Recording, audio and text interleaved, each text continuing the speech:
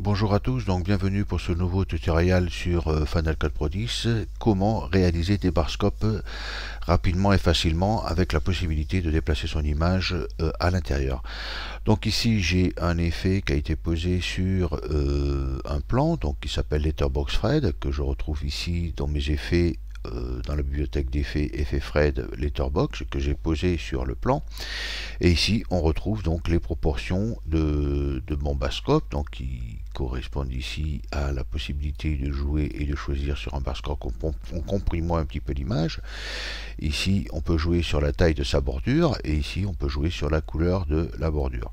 Et ce qui est le plus intéressant ici, c'est que avec la position en X et en Y de l'image, ici je peux déplacer mon image dans mon plan pour la repositionner correctement, pour pas que les barscopes la mangent trop. Donc comment fait-on cet effet dans Motion? Donc on ouvre Motion ici, donc là j'ai ouvert, donc je vais effacer ce que j'avais commencé à préparer. Donc en ayant ouvert une source d'effet pour Motion, on se trouve donc avec un Dropbox image. Donc le principe, il se base sur ici, on va rechercher dans les filtres tous les éléments ici, donc ça s'appelle écran large. Voilà, ici on peut refaire une recherche en appuyant sur large par exemple.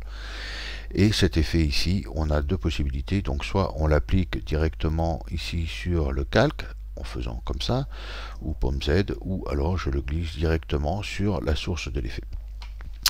Ici donc on récupère notre image. Alors on se met bien au début. Ici on fait un Shift Z pour être sûr d'avoir toute l'image bien représentée dans le canevas. Et au niveau de l'effet écran large, on va ici récupérer toutes les possibilités. Donc on a les proportions, voilà, de 35 par exemple. Ici on a le décalage de l'image qui est assez léger mais qui peut être utile. Donc moi je préfère ici dans la source de l'effet publier les XY le déplacement de mon image. Donc dans les propriétés ici, on a la position X ou Y, donc comme ça on peut déplacer notre image. Donc là on voit que si on fait comme ça, on déplacera l'écran et l'image en même temps. Donc l'idéal est de placer ici sur la source. Et du coup ici, si on déplace, notre image se déplace, mais pas la bordure. D'où l'intérêt ici dans le groupe de créer le groupe, l'image et de mettre l'effet sur le groupe. Voilà. Alors une fois que l'on fait ça maintenant, il suffit juste de se repositionner au niveau de notre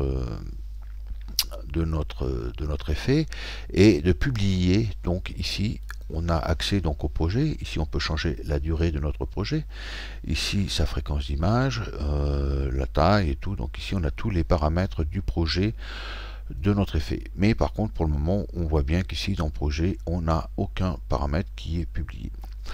Donc au niveau du plugin écran large, ici on va publier donc les filtres, on va publier donc la proportion. Donc le but du jeu est ici de publier. Voilà. Et une fois qu'on a publié notre effet ici, on se retrouve ici dans notre projet avec les proportions et on se retrouve avec la possibilité de choisir tout ce qu'on veut. Donc ici dans projet et publication, on retrouve les paramètres qui ont été publiés qui permettent de modifier tous les paramètres que l'on posera ici. Donc maintenant je vais publier encore ici la couleur de la bordure. Donc je clique ici et je fais publier. Et je vais changer la taille de la bordure aussi, que je vais mettre ici aussi publier. Et au cas où, je vais aussi publier le décalage. Donc là, j'ai publié toutes les fonctions ici de mon écran large. Alors il y a une fonction aussi qui permet de faire on-off. Alors si on veut ici, on va publier directement écran large et on retrouve ici tous les effets que l'on a. Donc si ici j'appuie sur le dernier, j'ai bien reseté mon écran large, donc le barscope, mais ici on voit que l'image, comme elle a été décalée en XY, ici on se retrouve avec une bordure noire, donc c'est pas ça. Donc ensuite on peut déplacer les différents paramètres que l'on veut, comme ça on les place un petit peu dans notre ordre du plugin, enfin plutôt du filtre. Voilà, on-off, taille de la bordure, décalage de l'image simple, taille de la bordure ici, et ici sa couleur. Voilà, et tout ça je le vois ici dans projet publication que je retrouve ici pour pouvoir gérer sur mes effets et mes tailles de bordure. Voilà. Ensuite, on va publier ici les paramètres X ou Y de notre image. Donc d'abord, on va resetter tous les paramètres en appuyant ici sur la petite flèche de réinitialiser tous les paramètres de cette fonction transformée. Ici j'en ai un autre pour le mode de fusion, l'ombre portée. Ici pour tous les paramètres de Motion 5, on se retrouve avec tous les réinitialisés de chaque filtre. Une fois que l'on a réinitialisé et qu'on est bien, on peut faire un test pour bien voir si ça fonctionne. Ici on aperçoit au niveau du canevas ici les limites de notre écran qui sont visualisées ici par les guides dynamiques, les poignées, les lignes et les trajectoires d'animation. Donc ici dans présentation on a toutes les possibilités d'affichage de motion. Donc ici je pense surtout à bien resetter parce que comme je vais enregistrer, donc publier ou exporter pour Final Cut Pro 10, il faut absolument que tous mes paramètres soient à 0 pour pouvoir ne pas avoir à chaque fois à resetter tous mes paramètres. Donc ici je vais publier cette fonction, voilà, que je vais retrouver directement dans projet publication ici, et ici j'ai ma position. Donc là ici je peux renommer, donc ici je vais l'appeler position image barscope, voilà, et ici je vais resetter tous mes paramètres sauf celui-là par exemple si je veux garder, voir un effet. Donc j'ai bien reseté mon décalage bien à 0, ma taille de bordure en noir et ici ma taille de l'image. Donc une fois que ces paramètres ont été déposés, donc ici avec un filtre, ici j'ai publié XY de la position et c'est tout. Donc une fois que tout ceci est bien posé et que ça vous plaît, qu'il n'y a pas besoin d'autres paramètres, donc bien sûr je pourrais rajouter par exemple au niveau de la bibliothèque ici, au niveau des filtres, donc je reset bien ici large pour retrouver tous mes filtres, parce que si ici j'ai une nomination, il me cherchera tous les filtres qui ont la nomination d'ici. Donc c'est un peu embêtant. Donc si on veut par exemple mettre aussi un tout petit peu de netteté pour affiner aussi notre image, donc on peut chercher par exemple netteté. Voilà, donc netteté ici, et je peux directement l'appliquer ici à ma source image. Donc la netteté ici on se retrouve avec une intensité de plus ou moins nette par exemple, et la quantité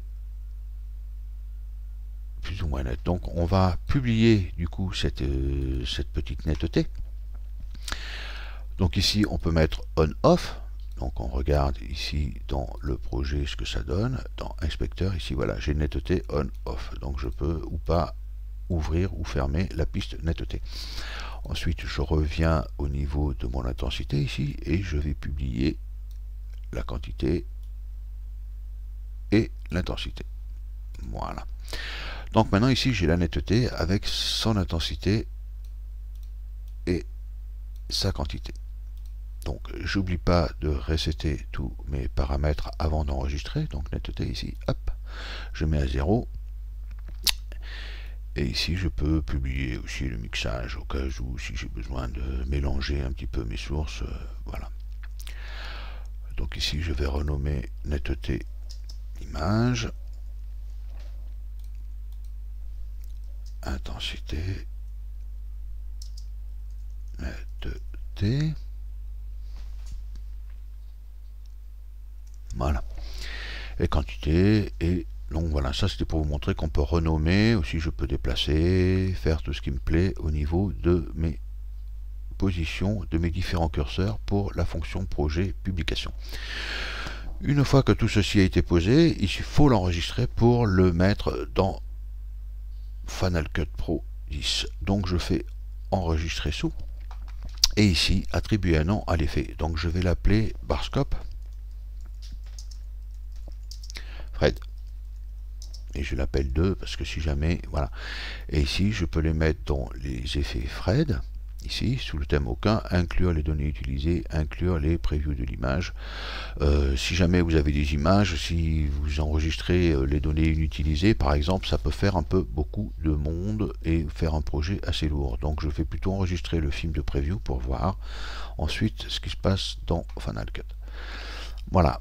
Donc maintenant, j'ai plus qu'à fermer mon effet motion.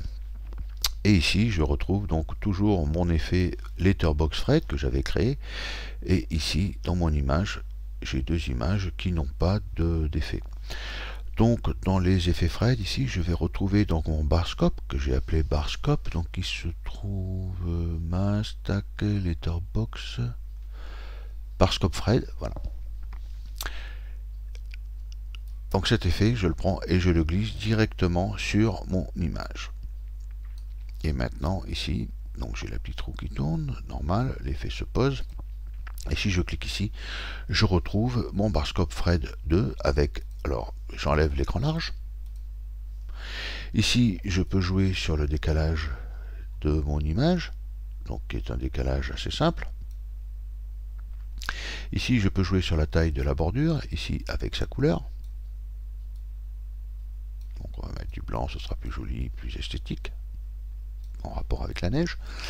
Et ici, j'ai ma position de l'image si jamais j'ai besoin de déplacer encore plus mon image pour vraiment faire un montage image. Voilà, donc il faut faire attention bien sûr à ne pas ramener le bord noir, sinon on est un petit peu mal. Voilà. Donc les deux sont un petit peu en contradiction, mais ici c'est plus rapide si jamais, bon, je l'ai mis ici comme c'est vous qui vous choisissez, et ici j'ai ma netteté de l'image, donc je peux augmenter pas l'image. Donc cet effet est quand même assez fulgurant. Si j'enlève ici, donc je mets un petit peu de quantité, très léger.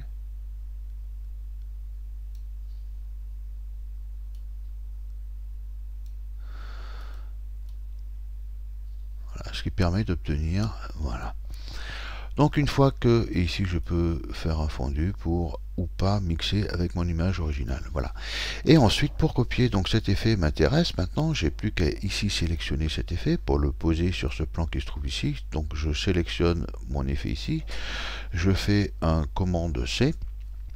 Ici je me place sur mon image ici, et ici je fais Alt commande V. Et du coup mon effet, tous les effets qui ont été posés ici, seront copiés ici. Pour le moment, on n'a pas la possibilité de désélectionner un des deux, mais c'est une fonction. Et donc après, ici, j'ai plus qu'à jouer sur la colorimétrie de mon plan, par exemple. Si je veux jouer, ici, voilà, je me retrouve donc ici, et ici, je peux aller faire un petit peu de colorimétrie sur mon plan, jouer un petit peu, coller un petit peu mes noirs, par exemple, pour intensifier un peu mon image, augmenter un peu le contraste de mes blancs. Voilà. La saturation, ici, je peux baisser un petit peu. Je peux baisser un petit peu mon image pour pouvoir essayer de lui enlever un petit peu de bleu si je veux, ou intensifier. Après, c'est à nous de choisir. Ici, je peux déplacer et changer la couleur, tout ce que je veux. Et ici, on retrouve toujours la petite fonction de remise à zéro. Voilà, en ce qui concerne les barscopes, donc j'espère que cela vous permettra de vous familiariser un petit peu plus avec Motion 5. Et on se retrouve une prochaine fois pour un prochain tuto. Merci, au revoir.